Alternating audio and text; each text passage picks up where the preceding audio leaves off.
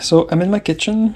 The plan is to insert this main bearing on the pinion shaft of a differential for an E36 BMW. That's the medium size. I don't have a press, so the idea is to actually put this bearing in the oven. This is why I'm in my kitchen. And I have the pinion shaft in the fridge right now, or in the freezer to be more precise. And the idea is that this one will expand enough and the shaft will contract enough that it can just slip on. Calculations are, the theory behind this is this. So the theoretical size of the bearing is 1.4375. This is from the tin can book. I've measured the shaft, the diameter of the shaft, it's 4392, and the diameter of the inner ring, which is this section is 4377. The ring is smaller than the shaft, so my interference fit is 1.5 thou. Timken says that for shock and heavy loads, the interference should be N6. That turns out to be 1.8 thou for a bearing this size. I have 1.5 instead of 1.8. I have no way of changing this, so I'm running with it. Good enough. I actually measured the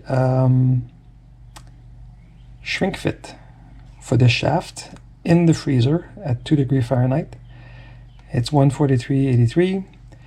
The actual inner race or ring on the bearing is 43.92 when it's at 200 degrees Fahrenheit, which means that theoretically I have a negative interference fit, which means it should just slide on and go to the bottom, and I wouldn't have to use any drift or anything. We'll see how that goes. The way I've measured, I have good tools, but I'm not good with them. So the way I've measured, I could have an error of as much as 1 thou. So we'll see what happens. Just for a reference, for your interest, the shaft in the freezer shrunk by 9.9 thousandths of an inch, almost 1,000th of an inch. The race expanded by 1.5 thousandths of an inch.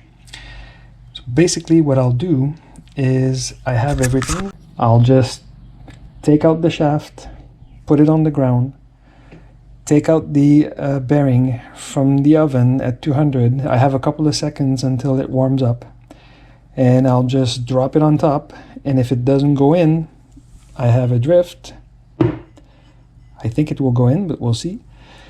The alcohol, this is necessary because when I take out the shaft from the freezer, it's going to be at 2 degrees Fahrenheit.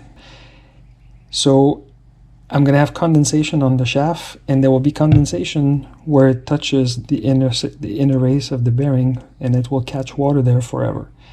The plan is to put alcohol on the shaft so that it displaces the water, and this thing is just drop in, and then it will displace the alcohol. That's the plan in theory. So I'm going to set the camera on the ground, get all this set up, take the shaft out, take the bearing out, slide it on, and see what happens. Well, I'm back, and you're not seeing the camera on the ground because I pressed the wrong button on the GoPro and I ended up with a time lapse instead of a video. So you didn't see it happen, but I'll show it to you. It actually went in as it was supposed to in theory. So it basically just dropped right from the top, and it went to the bottom, and it as if nothing was stopping it from going down. I thought it was going to get caught up a little bit, but it didn't. It actually, the sound it made, you don't have the original, but the sound, this is the old race, so when I put this thing on, it went like this, and it just sit right where it's supposed to be. So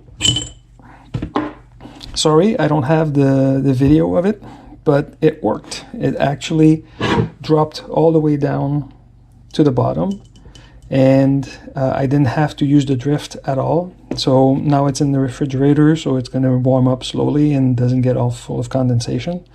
But this was a except for the video of it missing, this was a very good experiment. I encourage you to do it. One thing to worry about is that this bearing should not go higher than 200 degrees Fahrenheit in the oven. If it's a precision bearing, this is not a precision bearing from Timken, it's a regular one, so it can go up to 250. But you have to find this information for your bearing. If you're using Koyo or FAG or whatever, you need to know how high you can make this bearing without damaging the surface treatment. So, thank you very much. I hope this helped.